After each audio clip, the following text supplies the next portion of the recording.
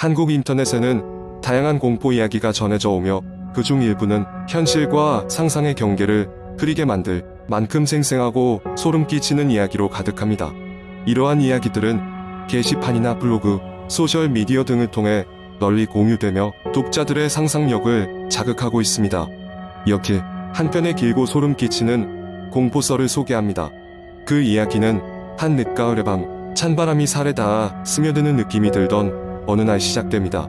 주인공인 혜진은 서울의 번잡함을 벗어나 한적한 시골 마을로 여행을 떠났습니다. 그곳에서 머물렀던 작은 민박집은 오래된 목조 건물로 시간이 멈춘 듯한 분위기를 풍기고 있었습니다. 주인집 할머니는 과묵했지만 미소는 따뜻했습니다. 그녀는 혜진에게 이번 주에는 마을 축제가 있어서 사람들이 많을 거예요. 재미있게 즐기세요. 라고 말했습니다. 첫날 밤 혜진은 생각보다 한적한 마을의 분위기에 놀라면서도 조용한 밤하늘과 멀리서 들려오는 바람 소리를 들으며 마음의 안정을 찾고 있었습니다. 그러나 밤이 깊어갈수록 이상한 소리가 들리기 시작했습니다. 처음엔 단순한 바람 소리라 생각했지만 숲을 스치는 소리는 점점 사람의 발걸음 소리처럼 들렸습니다. 창문을 열어 밖을 내다보았지만 어둠 속에는 아무것도 보이지 않았습니다. 조금 찜찜한 마음을 안고 혜진은 다시 잠자리에 들었습니다. 다음 날 혜진은 마을을 둘러보기로 했습니다. 마을은 작은 강을 중심으로 자리 잡아 있었고 강둑에는 낡은 나룻배가 떠 있었습니다. 강가를 거닐다가 신기루처럼 눈앞에 나타난 폐가를 발견하게 되었습니다. 호기심에 이끌려 폐가 주위를 살펴보던 혜진은 그곳에서 마을 축제에 참여 중인 한 노인을 만났습니다. 노인은 이곳은 위험하니까 얼른 돌아가는 게 좋을 거야 라고 경고했습니다. 혜진은 그의 말대로 폐가를 떠났습니다. 날이 저물고 혜진은 민박집으로 돌아와 또다시 밤을 맞이했습니다. 이번 밤에도 그 소름 끼치는 소리가 그녀의 잠을 방해했습니다. 소리는 이번에는 더 가까이 그리고 더 분명하게 울려 퍼졌습니다. 두려움에 떨며 방 안을 돌아다니던 혜진은 복도 끝에서 작게 문이 열리는 소리를 듣고 멈칫했습니다. 조심스럽게 복도로 나가자 문 바깥쪽으로는 아무도 없었습니다. 혜진은 용기를 내어 낮에 폐가로 다시 향하기로 결심했습니다. 폐가 내부는 벌써 많은 시간이 흘러버린 듯 시간이 멈춘 듯한 분위기였습니다.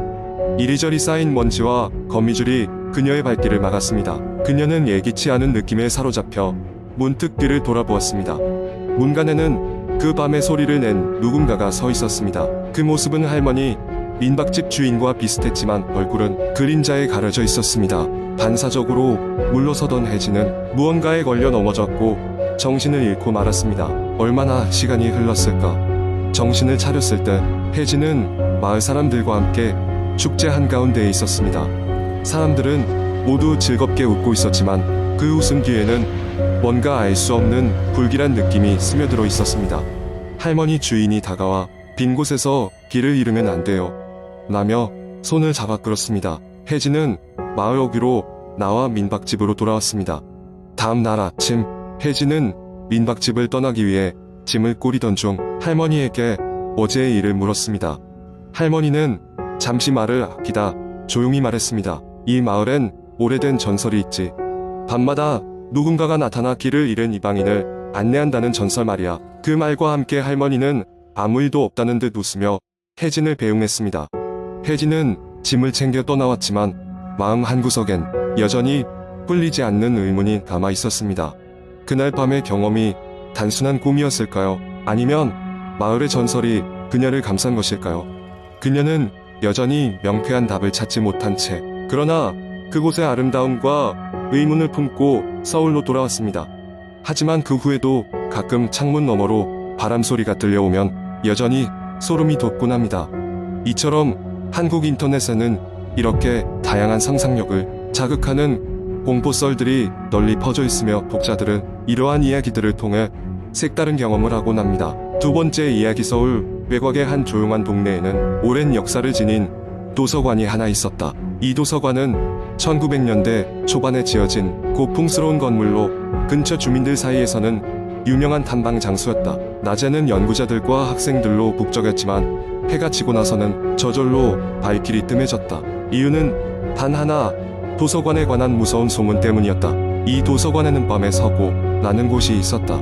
일반 서고와는 달리 밤의 서고는 지하에 위치해 있었고 오랫동안 일반인 출입이 금지된 곳이었다. 많은 사람들은 밤이 되면 이곳에서 이상한 소리가 난다고 이야기했다. 책장을 넘기는 소리, 누군가 속삭이는 소리, 그리고 심지어 발걸음 소리까지.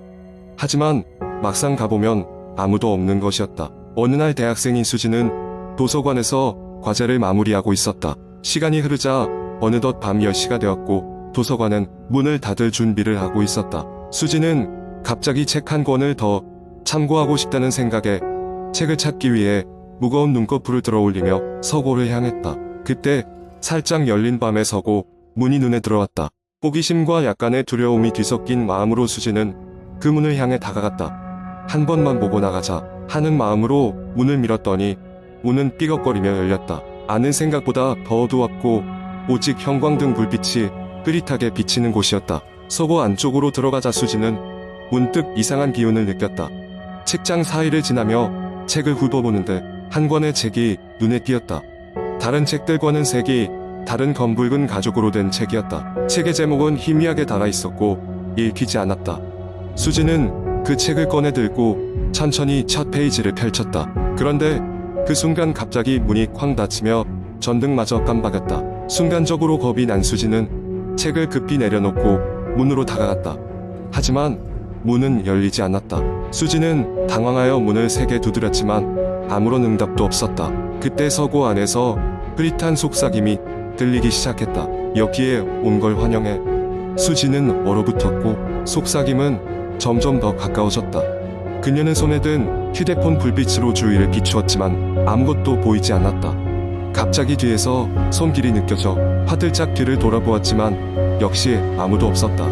공포에 질린 수지는 안간힘을 다해 문을 두드렸다. 누가 있으면 제발 도와주세요. 그녀의 외침은 텅 빈 서고에 메아리 쳤다. 그때 책상 위에 그 검붉은 책이 다시 눈에 들어왔다. 자신의 의지와는 상관없이 수지는 천천히 그 책을 다시 집어 첫 페이지를 펼쳤다. 이번에는 페이지에 글자가 나타났다. 나를 찾았으니 이제 너도 영원히 이곳에 머무를 것이다. 그 순간 책에서 무언가가 피어오르며 수진의 손목을 감쌌다.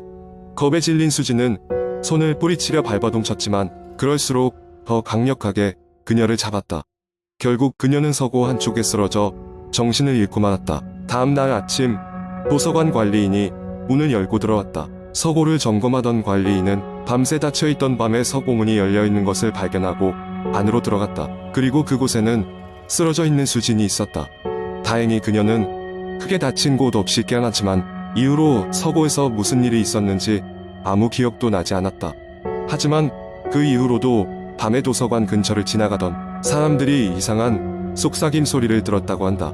그리고 그때마다 도서관의 밤의 서고문은 언제나 살짝 열려 있었다는 소문이 있다. 밤의 서고 안에는 아직도 그 검붉은 책이 남아있을지도 모른다는 이야기를 남긴 채 말이다. 몇몇 사람들은 이 이야기를 단순한 도시 전설로 치부하지만 도서관에서 일하는 이들은 절대 밤의 서고에 들어가지 않는다고 한다. 그들에게 이 이야기는 단순한 전설이 아니기 때문이다. 세 번째 이야기. 한국 인터넷에는 다양한 공포 이야기가 많이 공유되곤 합니다. 그 중에서도 특별히 길고 디테일한 이야기를 기반으로 하나 만들어보고 있습니다. 이 이야기는 픽션임을 미리 밝힙니다. 어느 한적한 시골 마을의 학교에서는 오래된 도시전설이 내려오고 있었다. 그 학교의 본관 건물은 50년 전 지어진 것인데 이제는 기묘한 사건과 관련된 이야기가 전해져 내려왔다. 바로 음침한 여선생의 반전설이었다. 이 학교의 창립 당시 한 젊은 여선생이 부임했다. 그녀의 이름은 김선영이었다. 선영은 부임한 지 얼마 되지 않아 학생들과 좋은 유대를 쌓았으나 갑작스럽게 자신의 반학생 한 명이 실종되는 사건이 발생했다. 아이의 실종 당시 선영은 크게 충격을 받고 얼마 후 사직서를 제출한 후 종적을 감췄다. 그 이후로 이 학교에서는 밤이 되면 복도를 떠도는 여자의 발자국 소리와 낮은 속삭임 소리가 들린다는 괴담이 전해지기 시작했다. 이 학교를 졸업한 사람들은 학창 시절에 그런 괴담을 수없이 들었지만 아무도 실제로 기이한 현상을 본 적은 없었다. 그런데 2019년 가을 한 동문회가 학교에서 열리게 되면서 이 괴담은 다시 주목받게 되었다. 동문회가 시작된 밤 여럿이 모여 추억을 나누던 도중 김민준이라는 졸업생이 조용히 중얼거리기 시작했다. 다시 그 여자의 소리가 들리기 시작했어. 복도를 걸으면 항상 그 발자국 소리를 듣곤 했지. 동문회 자리에 모여있던 사람들 중 몇몇은 민준의 이야기를 비웃었지만 과거에 그런 소문을 들었던 터라 알 수 없는 찝찝함을 느꼈다. 밤이 깊어가던 중 갑자기 학교의 문이 닫히고 외부와의 연락이 끊겼다. 단체로 갇히게 된 상황에 두려움이 엄습한 동문들은 학교를 조사하기로 결정했다. 7명의 동문이 팀을 나눠 옛 본관을 조사하기 시작했다. 각자 스마트폰에 손전등 기능을 켜고 조심스럽게 복도를 걸었다. 30년이 지난 건물 내부는 낡고 허름해져 있었다. 먼지가 쌓인 복도는 불길한 정적 속으로 침잠하고 있었다. 그러던 중 한 여자가 갑자기 비명을 지르며 누군가에게 끌려가듯 사라졌다. 놀란 사람들은 재빨리 그녀를 쫓아갔지만 이미 늦어버렸다. 그때부터 모두가 실제 공포에 빠지기 시작했다. 시간이 지나 깊은 어둠 속에서 점점 더 음산한 기운이 물씬 풍겼다. 복도를 따라 느릿느릿 걸어갈 때면 어딘가에서 이상한 속삭임이 들려오곤 했다. 그는 여기 있구나. 아직도 기억하고 있구나. 나는 낮고 불길한 목소리였다. 이들은 선영이라는 여선생의 전설을 떠올렸다. 한편 복도 끝에 도달한 한 그룹이 옛날 문서를 뒤지던 중 당시 실종된 학생 명단을 발견했다. 그 속에는 김선영의 이름도 적혀 있었다. 선영은 단순히 실종된 학생의 담임이 아니라 그 아이들의 일원이었다는 걸 깨달은 순간 그들을 에워싼 정체불명의 존재가 안개처럼 나타났다. 이 정체불명의 존재가 혼잣말을 시작했다. 왜 돌아왔니? 다시 여기로 돌아왔니?